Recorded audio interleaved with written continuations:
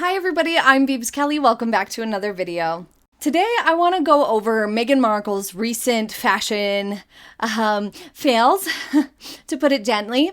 But first, I just noticed a juicy little tidbit come up in the news. As of April 14, 2026, Meghan Markle has joined One-Off.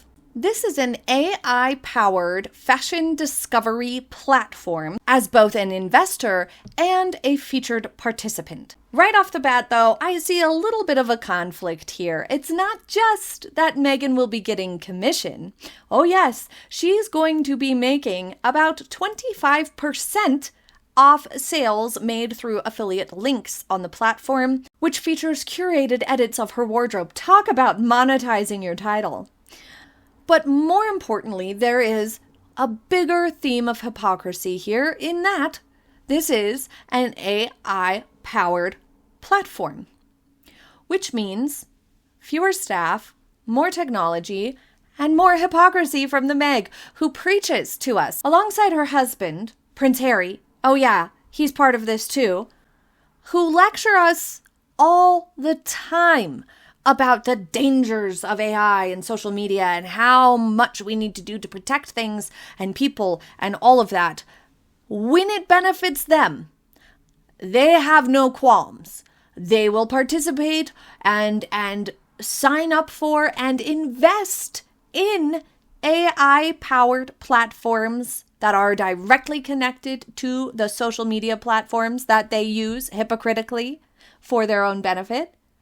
If you were really an activist, a true activist the way Meghan wants to be seen 50% of the time, she wants to be seen as this real activist with this strength and all of that, then she would be standing up and not using any AI platforms nor any social media.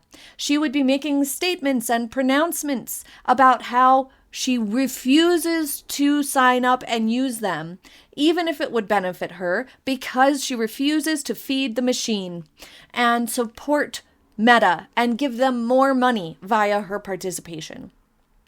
But she doesn't, because she doesn't actually care about any of these things. And she launched this partnership, the timing just can't get any better, while they are in Australia on this trip that they are trying desperately to have the media believe is at least 50% philanthropic in nature. Well, not when more than 50% of your activities and time is spent working on making money. No, it's not a philanthropic trip at all. Meghan was allegedly motivated to join One-Off because the platform aligns with her desire to leverage her global spotlight that she so adores for fashion philanthropy, she said. What even is fashion philanthropy? And now the mystery of her brief stint with her Shop My page in 2025 is exposed. Obviously, someone in Montecito whispered to her, "Why are you on Shop My? You should be using One-Off. It's the newest thing." But here, once again, just as we've been talking about all week with Meghan and Harry's Australia trip, conflating your philanthropic image with blatant money-making schemes like this that you don't even need. Meghan won't be making that much off of these commissions. It's not going to be enough to save their lifestyle in Montecito. Just feels like a money grab. It feels stingy. It feels unnecessary. It feels silly. If she really wanted to do fashion philanthropy and uplift brands, she would just say what they are and not try to monetize it. But let's look at what Megs has been wearing, shall we? For her very strange appearance on MasterChef, Meghan wore this all-black ensemble. Big surprise, we can't do color. Why would we do anything in color? This wasn't the best choice for an on-camera outfit because the top is a little baggy and ill-fitting, and it's not laying in a particularly appealing way. It almost looks messy. As you can see, this woman here on the right, her top has structure and flow. There's a lot to look at. Your eye can bounce around this beautiful print, but it's well fitted and it has structure, so it's not going to draw attention to any sort of wardrobe concerns or styling concerns. And then we have this pink dress that might not be the most well fitted around the armpit area, but in general it is an appealing neckline. It's clean and tidy, and again, there's focal points throughout the outfit. For Meghan, there's really no focal point throughout this outfit. The sleeves are eating her hands and look too big on her arms. The collar, laying the way it is, looks almost undone and unprofessional or unkempt. And this hairstyle is not doing her any favors. I've said for a long time she should really go for like a very long bob that's just very straight across and sleek and more modern. I feel like it would be very fresh, and it would actually balance her facial structure a lot better than this. Her hair down like this is feeling very heavy and kind of just weighing everything down. It looks flat, but at the same time, I think it's pretty obvious that on this trip she did not have hair and makeup along with. Maybe some cost-cutting measures have been put in place, but as you can see from this angle, while the skirt fits fine, it's a little too high rise. It's going to be shortening her torso, but this shirt is just too big. You can see here the seam of the shirt. The seam of the shirt is all the way down here off her shoulder. So, and it's got all this space at the back. It's just far too big. Buy a shirt that fits, Meghan. It's not that hard. Oh my goodness. Then for the Nexus Summit, Meghan and Harry, I don't know if they really truly belong at this summit, but here they are. This choice of shoe here in this picture is just a big mistake. It's making her feet look particularly large, and closed-toe shoes are the only professional choice in existence. Any toe exposure immediately reduces the level of professionalism that you will convey through your outfit. So the sandals were just a really bad choice. For a casual evening out, for things with friends, for anything casual at all, fine. But for something professional like this, that's like a summit for philanthropists, allegedly, closed toe would have been better. And for this outfit, this is an all black outfit. It's quite heavy. It's long sleeves. So this sandal sort of look, the strappy sandal, feels out of place for that as well, because it doesn't go with the vibe. If it was a short sleeve or had like a shorter hemline, then these might have looked a little less out of place. This asymmetrical top, however, I think is a better choice for her than a lot of things that we have seen. Asymmetry is always going to help reduce the width of the shoulder line. So that is helping her out a little bit. I don't think this necklace matches though, because it's being covered up by the top, by the neckline of the top. So no necklace with statement earrings may have looked a little bit more polished and well styled, a little bit more of a professional style. Naturally, you can see she's got ill-fitting clothing though. This belt is hanging off of her waist. Buy a smaller belt or take it to a professional to poke another hole in it. It makes your outfits look sloppy when you have things that can easily be fixed to fit better. One downside of this shirt, though, as you can see in this picture, it's not photographing very nicely. It almost looks a little bit cheap, like just a cheap jersey material, so that's unfortunate. I haven't been able to find a full-length picture of these trousers, so I can't attest to how those worked out. But let's move on to probably the worst outfit of her and Harry's Australia trip so far, and that is this olive green situation. As you can see here, we have suede at play, which is actually really quite nice. The texture of suede photographs nicer than like satin and shiny fabrics. So that's actually a fine choice. It also has like a nice feel, like we can imagine that it feels quite nice. So that can be a really great way to incorporate texture that's going to photograph nice and not add volume. However, the fit of this outfit is a little questionable. It's not doing her proportions any favors. The jacket was a bad choice in terms of fit, and these shoes are the worst choice for this outfit. When you're wearing a darker outfit, please do not ever wear shoes that are a lighter shade than the outfit. Just don't. Unless you are very petite and very small and very short and you need to like elongate out of a midi skirt, maybe in some instances a nude pump with a darker outfit might be okay. But Meghan's feet are notoriously large and out of proportion to her body. Long. She has long feet. Everybody has style concerns. I'm not saying anything bad. Just, know your style concerns and address them, and it doesn't mean you're being negative. Because Meghan has long feet, light shoes will always make them look just as long as they are, while black shoes, closed toe black shoes, will shrink the perceived size of your feet just a tad, just enough to kind of balance out any style concern of having long or big feet. So here she needed an olive pump, or a chocolate brown would have been okay probably. But she really needed to have shoes that are darker in shade than the skirt here, because this just looks out of place and silly and 5 times lighter in shade than her face.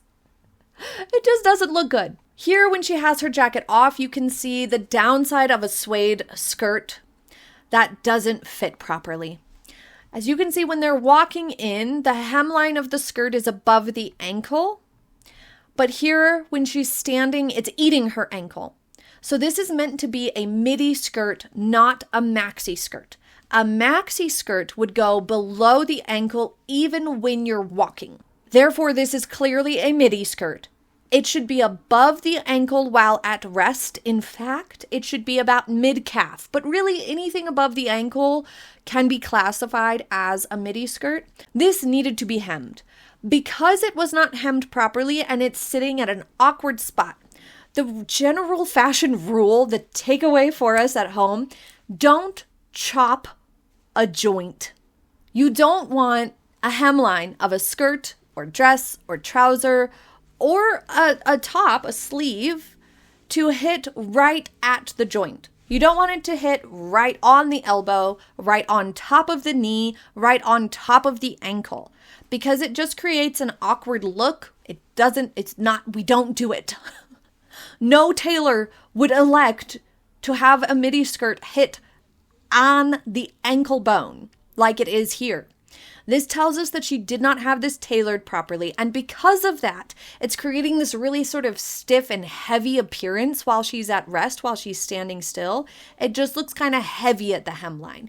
Had it been hemmed to a proper and appropriate length above the ankle joint, then it would have looked a little less heavy and a little bit more appropriate, because it would be ending at a spot that makes sense to us. This just looks like really, really awkward and strange. So I actually tried editing these pictures to get a little bit of these changes illustrated for you. And obviously the biggest impact is shortening this hemline. You can see here in the second picture over, the far left picture is the original. And just shortening the hemline alone makes a massive difference. It looks so much better. It looks less heavy. It looks less stiff. It looks more proportionate. Everything is greatly improved. But I also tried adding some 3/4 length sleeves. We know she doesn't like long sleeves. She always shoves them up really messily. So 3/4 length sleeves, relatively smoothly done here. But then we have this chunky collar still lingering, and the fact that the shoes are still nude in shade and really light.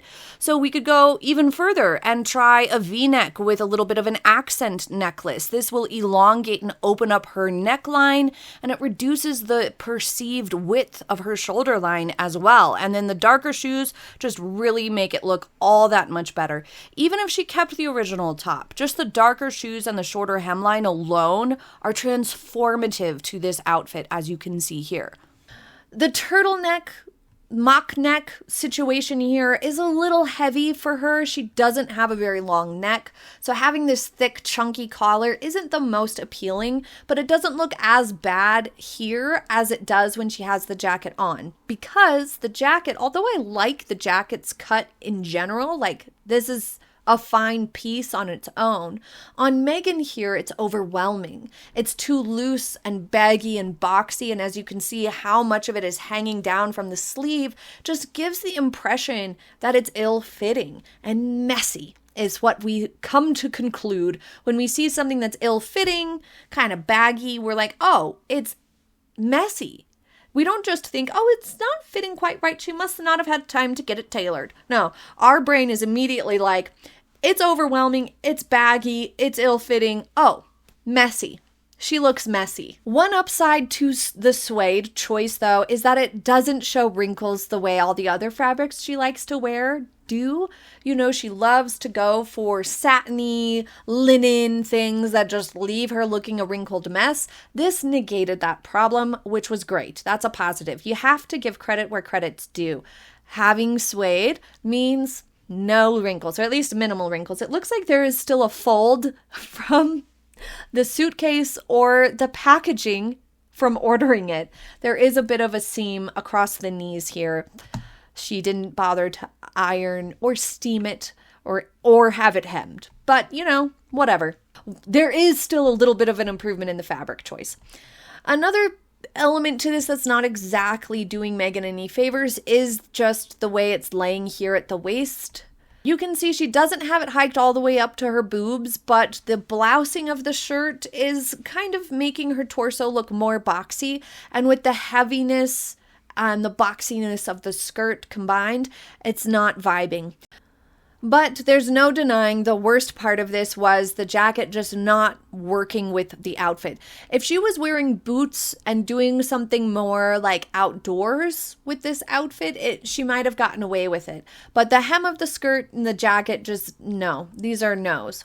And as you can see on the model, the jacket is not as loose and baggy as it's fitting on Meghan. The dress she wore when she arrived, I saw one commenter say it was a little airline stewardess, and now I can't unsee it. I do like this dress in general. The double-breasted buttons and the navy color are almost a little bit naval in vibe. And at least it's navy instead of black, but at the same time, for Meghan, it's not the best choice.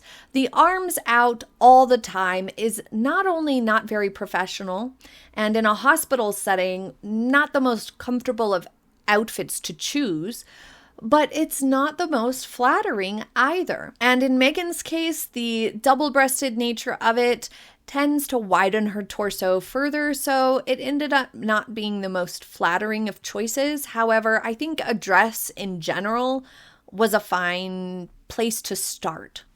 For her, I think it would have been more successful had she just removed the belt sash entirely.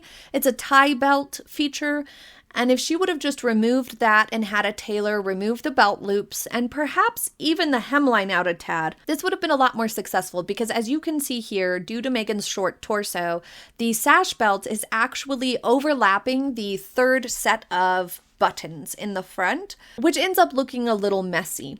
Had she removed the belt, there would be an uninterrupted vertical line down the center, which would have been more elongating for her torso. It wouldn't have interrupted it or added weight to her torso, and it wouldn't have overlapped the buttons. So it would have been a better look had she done it that way. There's something uncomfortable about this picture right here. Meghan looking towards the camera here, this ends up looking like performative compassion, not genuinely paying attention to this young girl who's obviously going through some quite serious treatments. It's disappointing. Yeah, and in this picture here, you can see how this belt is adding quite a bit of visual weight and bulk to her torso, and it's just sitting a little too high. That distance from the under bust to where she places belts is always too short, and it's not her fault. It's because she has a short torso, and obviously clothing manufacturers are going to make clothing for an average length torso, not a short torso or a long torso. So if you have either of those as your style concern, like Meghan does, you have to rely on a tailor to help make adjustments for you. Placing the belt a little lower also would have helped, but again, that's something only a tailor can really do for you. I'll be back with a part 2 on the rest of the Australia trip, hopefully next week, if my back and shoulder will allow me to do another film day. But let's close out on this disaster that she wore. Ted is just out of touch. This guy inviting the Meg and Harry. He was obviously outvoted at Netflix. They were like, we will absolutely not move forward with As Ever, no matter how much you are enamored with the Meg and her love bombing. But here she wore this terrible pukey mustard green dress that is awfully unflattering on her. I mean, gee whiz. It's quite unfortunate the way these photos turned out. There's rumors going around that everybody was meant to wear like black and only Carey Mulligan was meant to be in green.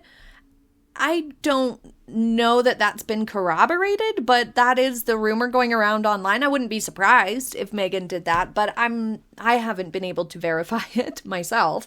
But here, this dress, as you can see, although it has some diagonal lines that can be beneficial for Meghan, the lack of proper base layer undergarment is showing a belly pooch that she really doesn't have noticeably in general. This is just showing up because she did not wear structured undergarment or any sort of precaution to smooth the base layer, and it's a thin, silky, slinky material that's going to reveal every imperfection under the surface.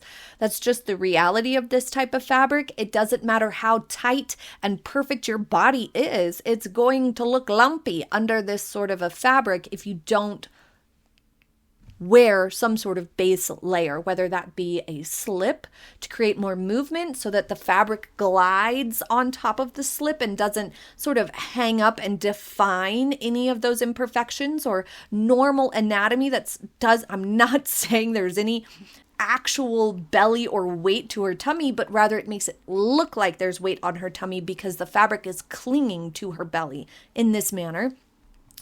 Or like bicycle shorts or shapewear worn a couple sizes too big, so it's not constrictive, it's not squeezing or tightening or trying to change your shape, but rather just smoothing over things. Anything like that would have solved this problem for her. But overall, this dress looks messy, even under the best of circumstances, because of this sort of quilted nature. There's puckering at all these seams. It's just not looking very high quality, and it's creating a really wrinkly, messy, sloppy appearance. It seems Meghan just simply doesn't have great taste when it comes to selecting outfits and choosing pieces in general. Never mind them being the right choice for certain events or things like that. She just picks stuff that inherently looks kind of messy, even on the rack. And the side boob going on here is out of control for a lady with an A cup. I'm just saying. It's making things just look empty and a little unprofessional. But leave your thoughts in the comments on these outfits. And like I said, I'll be back with more on the Australia trip as soon as I can.